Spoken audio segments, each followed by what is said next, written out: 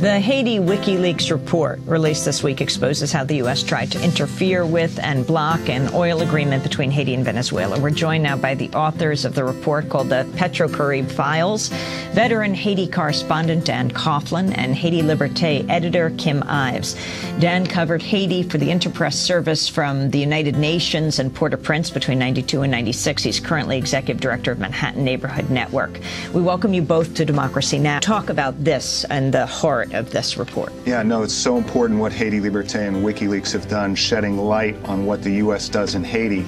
People don't understand about the dominant role that the U.S. plays there. It's the fourth largest U.S. embassy anywhere in the world. The UN mission in Haiti today is the third largest UN mission anywhere in the world. Haiti plays a pivotal role despite its small size in world history. And what these oil documents show, and especially from a U.S. perspective, when we in the United States, in our workplaces, in our homes, in our community groups, we're raising money for Haiti. We send money for earthquake victims. We send money for hurricane relief. Some of us with our churches go on missions to Haiti to help build the country. But what we realize in these cables that Haiti Liberté has released along with WikiLeaks is that in fact the main obstacle to development in Haiti today is Washington, is the U.S. Embassy. It was what they do to undermine development. And in this particular case with the oil deal with Venezuela, it was Chevron and ExxonMobil working with the U.S. Embassy to prevent an oil deal that had dramatic benefits for the Haitian people. $100 million a year for the Haitian government to spend. For the poorest country in the Western Hemisphere, they would save $100 million a year? It's not just the $100 million a year, which is huge for Haiti. It's 10% of the Haitian government budget that they used for things like hurricane relief, for schools, for hospitals. The cables themselves admit that. It's not quote-unquote corruption. It's for direct support of the people.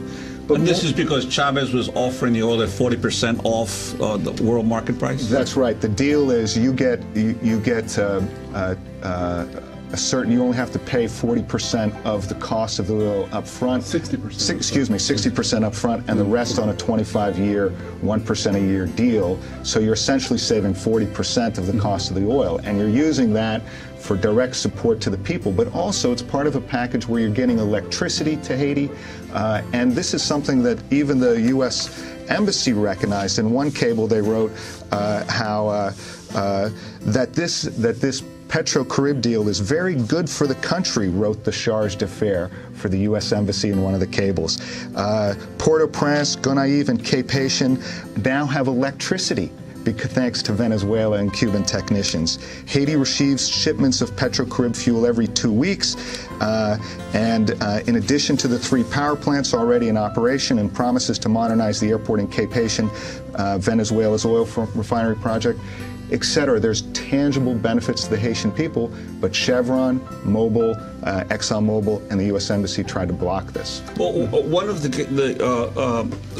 one of the cables talked about that the Cubans wanted to replace 2 million light bulbs throughout Port-au-Prince at a cost of $4 million, but that would save Haiti I think $70 million annually in electricity costs, and yet the U.S. Embassy was opposed to it. Yeah, yes, they're completely opposed to it, and it appears simply on geopolitical grounds. And they tell the Haitians this. What's interesting, the ambassador, Janet Sanderson, who's now Deputy Assistant Secretary of State, is going to... She was Bush's ambassador. She was Bush's ambassador. Now she's Deputy Assistant Secretary of State. She's going to Preval and the Haitians and telling them, you all don't understand how important our opposition to Venezuela is. Don't do this deal. Yeah, what's remarkable, again, is that we have Venezuela and Cuba helping Haiti out. The Haitians say this is nothing ideological. We just want electricity and development for our country. And sure enough, what happens in a matter of years, Port-au-Prince, the main cities, most of the country, electricity production skyrockets. People now can read their books at night. Hospitals have power. Schools, factories, homes have electrical power that they didn't used to have under 50 years of U.S. development aid. all of a sudden in 2 or 3 years, Venezuela and Cuban technicians come in, patch a few power stations together, 3 of them, bring in the oil supply, a steady oil supply that benefits Haiti, and sure enough, there's electrical power. So, one thing I noticed that the cables that you've reported on so far show they don't paint a very good portrait of Preval.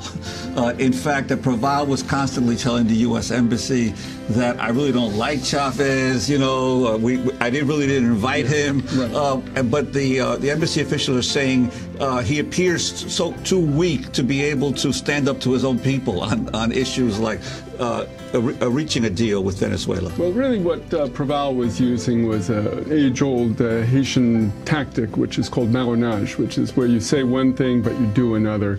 And he was really playing the U.S., or what he thought he was playing. They ended up playing him because he was dealing with both sides. And as they say in Haiti, you had 2 candles for 2 saints, and the U.S. couldn't accept that. They said, you just have the candle for Washington, Ottawa, Paris. And so in that case, that's really why they've gone over to the Martelly camp, you know, who is a completely U.S.-centric guy who's, I think, maybe going to go after some of the Cuban and Venezuelan projects. So this is, in essence, a secret history of what's happened in Haiti now, because obviously the U.S. Embassy in Haiti has played such a huge role, sometimes a bigger role than the actual government, so most of the time. Right, exactly. It's really amazing to see an ambassador pushing around a president and all his officials, telling them what to do, that they don't understand this, they don't understand that, trying to tell them what Haiti's interests are. It's the epitome of arrogance.